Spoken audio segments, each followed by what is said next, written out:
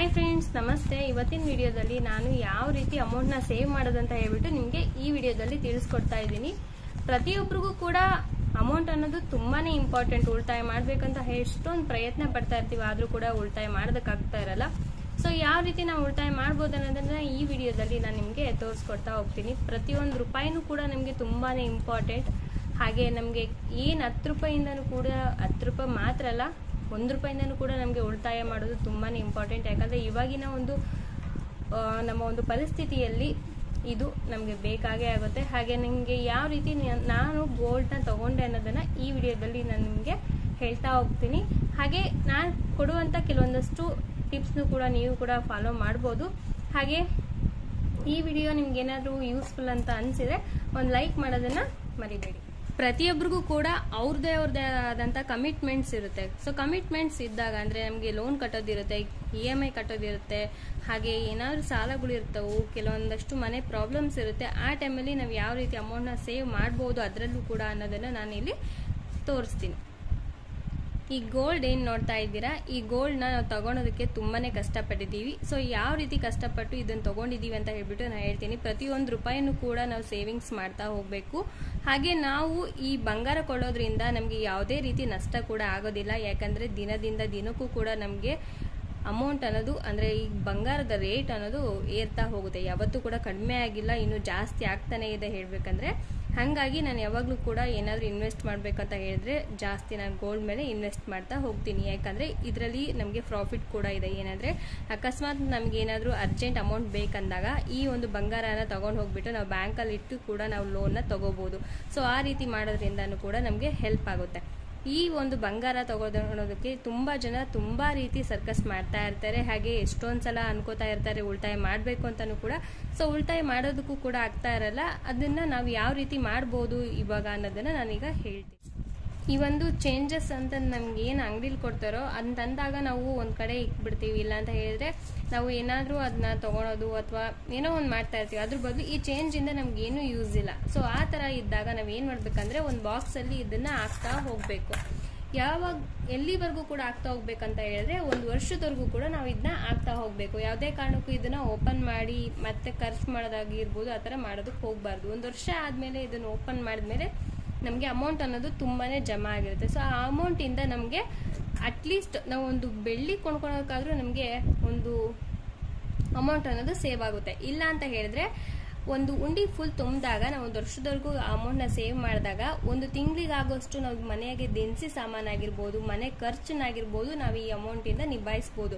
ಯಾವುದು ನಮಗೆ ಯೂಸ್ ಇಲ್ಲ ಅಂತ ಅನ್ಕೋತೀವೋ ನಾಳೆ ನಮಗೆ ಅದು ಯೂಸ್ ಆಗೇ ಆಗುತ್ತೆ. ಹಾಗಾಗಿ ಈ ರೀತಿ ಚೇಂಜಸ್ನ ನೀವು ಒಂದು ಬಾಕ್ಸಲ್ಲಿ ನೀವು ಕೂಡಿಡೋದ್ರಿಂದ 1 ವರ್ಷದವರೆಗೂ ಕೂಡ ನೀವು ಕೂಡಿಡೋದ್ರಿಂದ ನಿಮಗೆ ನಿಮ್ಮ ಒಂದು ಅಮೌಂಟು ನಿಮಗೆ ಎಕ್ಸ್ಟ್ರಾ ಅಂದರೆ ಮನೆ ಖರ್ಚಿಗೆಲ್ಲ ನಿಮಗೆ ನಿಭಾಯಿಸೋದಕ್ಕೆ ತುಂಬಾನೇ ಹೆಲ್ಪ್. ನಾವು ಅಂಗಡಿಗಳಿಗೆಲ್ಲ ಹೋದಾಗ ಏನು ಮಾಡ್ತೀವಿ ಅಂತ ಹೇಳಿದ್ರೆ ನಮಗೆ ಏನು ಬೇಕೋ ಅದಕ್ಕೆ ಮಾತ್ರ ನಾವು ಯೂಸ್ ಮಾಡೋದು. ಇವಾಗ ನಮಗೆ 10 ರೂಪಾಯಿ ಖರ್ಚು ಮಾಡೋಂಥ ಜಾಗ ಇರುತ್ತೆ. ಸೊ ನಮ್ಗೆ 10 ರೂಪಾಯಿ ಮಾತ್ರ ತೆಗೆದು ನಾವು ಖರ್ಚು ಮಾಡಬೇಕು. ಅಂದರೆ ನಮಗೆ ಯಾವಾಗಲೂ ಕೂಡ ನಾವು ಒಂದು ಅಮೌಂಟ್ನ ಸೇವ್ ಮಾಡ್ತಿದ್ದೀವಿ ಅಂತ ಹೇಳಿದಾಗ, ಮನೆ ಖರ್ಚಿಗಂತ ನಾವು ಅಮೌಂಟನ್ನು ತೆಗ್ದಿಕ್ತೀವಿ ಅಂತ ಹೇಳಿದಾಗ ಈ ರೀತಿ ಚೇಂಜಸ್ನ ನಾವು ಮನೇಲಿ ಯಾವಾಗಲೂ ಕೂಡ ಮೇಂಟೈನ್ ಮಾಡಬೇಕು. ಯಾಕಂತಂದರೆ 10 ರೂಪಾಯಿ ಖರ್ಚು ಮಾಡೋ ಹತ್ರ ನಾವು 10 ರೂಪಾಯಿ ಖರ್ಚು ಮಾಡೋಣ, 20 ರೂಪಾಯಿ ಖರ್ಚು ಮಾಡೋ ಹತ್ರ 20 ರೂಪಾಯಿ ಖರ್ಚು ಮಾಡೋಣ. ಅದು ಬಿಟ್ಟು ಚೇಂಜ್ ಇಲ್ಲ ಅಂತ ಹೇಳಿಬಿಟ್ಟು ನಾವು 20 ರೂಪಾಯಿ ಖರ್ಚು ಮಾಡೋ ಜಾಗದಲ್ಲಿ 100 ರೂಪಾಯಿ ತೊಗೊಂಡು ಹೋದ್ವಿ ಅಂತ ಹೇಳಿದರೆ ನಾವು 20 ರೂಪಾಯಿ ಕೂಡ ಖರ್ಚು ಮಾಡ್ತೀವಿ. ಖರ್ಚು ಮಾಡಾದ್ಮೇಲೆ ನಮಗೆ ಇಲ್ಲದೇ ಇರೋಂಥ ಒಂದು ಇದು ಹುಟ್ಟುತ್ತೆ. ಅಂದರೆ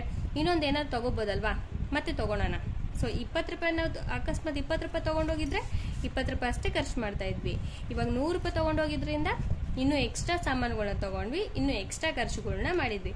ಅದ್ರ ಬದಲು ನಾವು 20 ರೂಪಾಯಿ ಮಾತ್ರ ತೊಗೊಂಡೋಗಿದ್ರೆ ನಮ್ಗೆ ಇಲ್ಲಿ 80 ರೂಪಾಯಿ ಅನ್ನೋದು ಸೇವ್ ಆಗ್ತಾ ಇತ್ತು. ಹಾಗಾಗಿ ನೀವು ಯಾವುದೇ ಕಾರಣಕ್ಕೂ ಕೂಡ ನೀವು ಮನೆಯಲ್ಲಿ ನೀವು ಅಮೌಂಟ್ನ ನೀವು ಖರ್ಚಿಗಂತ ಇಟ್ಕೊಂಡಾಗ ಈ ರೀತಿ ಚೇಂಜಸ್ನ ಮೇಂಟೈನ್ ಮಾಡಿ. ಇದರಿಂದ ನಿಮಗೆ ಇಲ್ಲೂ ಕೂಡ ಅಮೌಂಟ್ ಸೇವ್ ಆಗುತ್ತೆ. ಆ ಅಮೌಂಟಿಂದನೂ ಕೂಡ ನೀವು ಸ್ವಲ್ಪನೇ ತೆಗೆದಿಟ್ಟು ನೀವು ಅಮೌಂಟ್ನ ಗೋಲ್ಡ್ಗೆ ನೀವು ಇನ್ವೆಸ್ಟ್ ಮಾಡ್ಬೋದು. ಹಾಗೆ ನೆಕ್ಸ್ಟ್ ಟಿಪ್ ಏನಂತ ಹೇಳಿದರೆ ನಮಗೀಗ ಕರೆಂಟ್ ಬಿಲ್ಲು ಒಂದು ತಿಂಗಳಿಗೆ 500 ರೂಪಾಯಿ ಬರುತ್ತೆ ಅಂತ ತಿಳ್ಕೊಳ್ಳೋಣ. ಓಕೆನಾ, 500 ರೂಪಾಯಿ ನಮಗೆ ಅಮೌಂಟ್ ಬರುತ್ತೆ. ಆದರೆ ನಾವು ಏನಂತ ತಿಳ್ಕೊಬೇಕಂದ್ರೆ ಅದ್ರ ಮೇಲೆ 100 ರೂಪಾಯಿ ಎಕ್ಸ್ಟ್ರಾ ನಾವು ಅನ್ಕೋಬೇಕಂದ್ರೆ 500 ರೂಪಾಯಿ ಬರುತ್ತೆ ಅಂತ ಅನ್ಕೊಂಡ್ರೆ ನಾವು 100 ರೂಪಾಯಿ ಎಕ್ಸ್ಟ್ರಾ ಅಂದ್ರೆ 600 ರೂಪಾಯಿ ಬರುತ್ತೆ ನಮಗೆ ಈ ತಿಂಗಳು ಕರೆಂಟ್ ಬಿಲ್ ಅಂತ ಹೇಳ್ಬಿಟ್ಟು ನಾವು 600 ರೂಪಾಯಿ ಎತ್ತಿಕ್ ಬಿಡ್ಬೇಕು. ಸೊ 600 ರೂಪಾಯಿ ಎತ್ತಿಟ್ಟಾಗ ನಮಗೆ 500 ರೂಪಾಯಿ ಕರೆಂಟ್ ಬಿಲ್ ಬಂದಾಗ 500 ರೂಪಾಯಿ ಮಾತ್ರ ಕಟ್ಟಿ ಇನ್ನು 100 ರೂಪಾಯಿನ ನಾವು ಸೇವಿಂಗ್ಸ್ ನ ಮಾಡ್ಕೋಬೇಕು. ಅದೇ ರೀತಿ ನಮ್ಗೆ ಏನಾದ್ರೂ ಡಿಸ್ ಬಿಲ್ ಆತರ ಅಂದಾಗ ಒಂದು 300 ರೂಪಾಯಿ ಡಿಸ್ ಬಿಲ್ ಅಂತ ಅನ್ಕೊಂಡ್ರು ಕೂಡ ಮೇಲ್ಗಡೆ ಒಂದು 50 ರೂಪಾಯಿ ಎಕ್ಸ್ಟ್ರಾ ಇಲ್ಲ ಅಂತ ಅಂದ್ರೆ 100 ರೂಪಾಯಿ ಎಕ್ಸ್ಟ್ರಾ ಅಂತ ಅನ್ಕೊಂಡು ಪ್ರತಿ ತಿಂಗಳು ಕೂಡ ಇದೇ ರೀತಿ ತೆಗ್ದಿಕ್ಬೇಕು. ಇನ್ನು ನಮ್ಗೆ ಮೇನ್ ಏನಿದೆ 300 ರೂಪಾಯಿ ಇದೆ. ಸೊ 300 ರೂಪಾಯಿನ ನಾವು ಡಿಸ್ ಬಿಲ್ಗೆ ಪೇ ಮಾಡಿ ಇನ್ನು 100 ರೂಪಾಯಿನ ಉಳಿತಾಯ ಮಾಡ್ಕೋಬಹುದು. ಈ ರೀತಿನೂ ಕೂಡ ನೀವು ಉಳಿತಾಯ ಮಾಡ್ಕೊಂಡು ನೀವು ಗೋಲ್ಡ್ ನ ನೀವು ಪರ್ಚೇಸ್ ಮಾಡಬಹುದು. ನೆಕ್ಸ್ಟ್ ಟಿಪ್ ಏನಂತ ಹೇಳಿದ್ರೆ ನಾವು ಫಸ್ಟ್ ಡೇ ಇಂದ ನಾವು ಅಮೌಂಟ್ ನ ಯಾವ ರೀತಿ ಸೇವ್ ಮಾಡೋದು ಅಂತ ಹೇಳ್ತೀನಿ. ಫಸ್ಟ್ ಡೇ ನಾನು 5 ರೂಪಾಯಿ ಹಾಕಿದೆ ಅಂತ ಅನ್ಕೊಂಡ್ರೆ ಈ ರೀತಿ ಒಂದು ಬಾಕ್ಸ್ ತಗೊಳ್ಳಿ, ಇಲ್ಲ ಅಂತ ಹೇಳಿದ್ರೆ ಒಂದು ಉಂಡಿ ತಗೊಳ್ಳಿ. ಸೊ ಉಂಡಿ ತಗೊಂಡಾದ್ಮೇಲೆ 5 ರೂಪಾಯಿ ನೀವು ಹಾಕಿದೀವಿ ಫಸ್ಟ್ ಡೇ ಅಂದ್ರೆ ಸೆಕೆಂಡ್ ಡೇ ನೀವು 10 ರೂಪಾಯಿ ಹಾಕ್ಬೇಕು. ಓಕೆನಾ?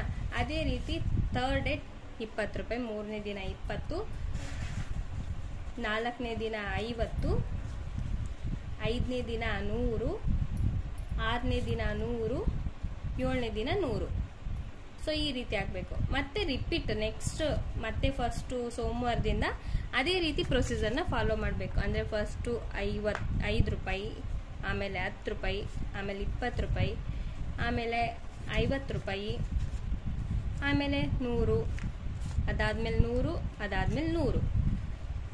ಇದ್ರ ಮಧ್ಯದಲ್ಲಿ ನೀವು ಕೂಡ ಎಕ್ಸ್ಟ್ರಾ ಅಮೌಂಟ್ ಹಾಕ್ಬೋದು. ಆದ್ರೆ ಕೆಲವೊಬ್ಬರಿಗೆ ಕಷ್ಟ ಆಗುತ್ತೆ. ಏನಂತ ಹೇಳಿದ್ರೆ ನಾವು 3 ದಿನ ನಾವು ಕಂಟಿನ್ಯೂ ಆಗಿ 100 ರೂಪಾಯಿ ಎಕ್ಸ್ಟ್ರಾ ಆಗ್ತಾ ಹೋಗ್ಬೇಕಾಗುತ್ತಲ್ವಾ. ಹಂಗಾಗಿ ನೀವು ಸ್ಟಾರ್ಟಿಂಗ್ ಅಲ್ಲಿ 5, 10, 20, 50 ಈ ರೀತಿ ನೀವು ಅಮೌಂಟ್ ನ ಹಾಕೋದ್ರಿಂದ ನೆಕ್ಸ್ಟ್ ನೀವು 3 ದಿನ 100 ರೂಪಾಯಿ ಹಾಕೋದಕ್ಕೆ ನಿಮ್ಗೆ ಕಷ್ಟ ಆಗೋದಿಲ್ಲ. ಈ ರೀತಿ ನೀವು ಅಮೌಂಟ್ ನ ಸೇವ್ ಮಾಡ್ಕೊಂಡು ಅದರಿಂದನೂ ಕೂಡ ನೀವು ಗೋಲ್ಡ್ ಅನ್ನೋದನ್ನ ಪರ್ಚೇಸ್ ಮಾಡ್ಕೋಬಹುದು. ಹಾಗೆ ನಾವು ಹಾಕುವಂತ ಅಮೌಂಟ್ ನಾವೇನ್ ಹಾಕ್ತಿವೋ ಆ ಅಮೌಂಟ್ ಬಂದ್ಬಿಟ್ಟು ಒಂದು ಉಂಡಿಲಿ ಹಾಕ್ತಾ ಇದೀವಿ ಅಂತ ಹೇಳಿದ್ರೆ ಆ ಉಂಡಿ ನಮ್ಗೆ ಓಪನ್ ಮಾಡೋದಕ್ಕೆ ಬಂದಿರಬಾರ್ದು. ಸೊ ಆ ಉಂಡಿ ಓಪನ್ ಮಾಡಕ್ ಬಂದಿಲ್ಲ ಅಂದ್ರೆ ನಾವು ಅಮೌಂಟ್ ಅನ್ನ ತೆಗಿಯೋದಕ್ಕೆ ಹೋಗೋದಿಲ್ಲ. ಆ ರೀತಿ ಇರುವಂತ ಉಂಡಿಗಳನ್ನ ನೀವು ಚಾಯ್ಸ್ ಮಾಡ್ಕೋಬೇಕು. ಇಲ್ಲ ಅಂತ ಹೇಳಿದ್ರೆ ನೀವು ಏನಾದ್ರು ಪೋಸ್ಟ್ ಆಫೀಸಲ್ಲಿ ಕಟ್ತೀರಂತ ಹೇಳಿದ್ರೆ ಪೋಸ್ಟ್ ಆಫೀಸಲ್ಲಿ ಕಟ್ಬಹುದು. ಇಷ್ಟು ಅಮೌಂಟ್ ಅಂತ ಆದಾಗ ಆ ಅಮೌಂಟ್ ಇಂದ ನೀವು ಗೋಲ್ಡ್ ಅನ್ನ ಪರ್ಚೇಸ್ ಮಾಡ್ಕೋಬಹುದು. ಸೊ ಈ ರೀತಿನೂ ಕೂಡ ನೀವು ಅಮೌಂಟ್ ಅನ್ನ ಸೇವ್ ಮಾಡ್ಕೋಬಹುದು. ಹಾಗೆ ನಿಮ್ದು ಯಾವುದೇ ಒಂದು ಮನಿ ಸೇವಿಂಗ್ ಆಗಿರ್ಬೋದು, ಲಾಂಗ್ ಪ್ರೋಸೆಸ್ ಇರ್ಬೇಕಂದ್ರೆ ನೀವು ಜಸ್ಟ್ ಒಂದು ತಿಂಗಳಿಗೋ 2 ತಿಂಗಳಿಗೋ 3 ತಿಂಗಳಿಗೋ ನಾನು ಸೇವಿಂಗ್ಸ್ ಮಾಡ್ತೀನಿ ಅಂದ್ರೆ ಆ ರೀತಿ ಮಾಡಿದ್ರೆ ನಿಮಗೆ ಅಷ್ಟೊಂದು ಅಮೌಂಟ್ ಸೇವ್ ಆಗಲ್ಲ. ಯಾವುದೇ ಒಂದು ಸೇವಿಂಗ್ಸ್ ಅನ್ನೋದು ಲಾಂಗ್ ಪ್ರೊಸೀಜರ್ ಅಂದ್ರೆ ಅಟ್ಲೀಸ್ಟ್ ಒಂದು 6 ತಿಂಗಳು ಇಲ್ಲ 1 ವರ್ಷದವರೆಗಾದ್ರೂ ನೀವು ಪ್ರೊಸೀಜರ್ ಅಲ್ಲಿ ಇದ್ರೆ ನಿಮ್ಗೆ ಎಕ್ಸ್ಟ್ರಾ ಅಮೌಂಟ್ ಅನ್ನೋದು ಸಿಗುತ್ತೆ. ಎಕ್ಸ್ಟ್ರಾ ಅಮೌಂಟ್ ಅನ್ನೋದು ಆಡ್ ಆಗುತ್ತೆ, ನಿಮ್ಗೆ ಸೇವಿಂಗ್ಸ್ ಅನ್ನೋದು ಕೂಡ ಜಾಸ್ತಿ ಆಗುತ್ತೆ.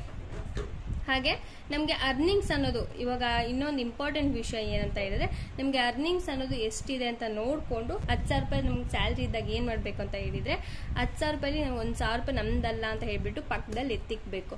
ಆ ರೀತಿ ಎತ್ತಿಕ್ಕೋದ್ರಿಂದ ಆ 1,000 ರೂಪಾಯಿನೂ ಕೂಡ ನಿಮ್ಗೆ ತಿಂಗಳ ಸೇವ್ ಆಗ್ತಾ ಹೋಗುತ್ತೆ.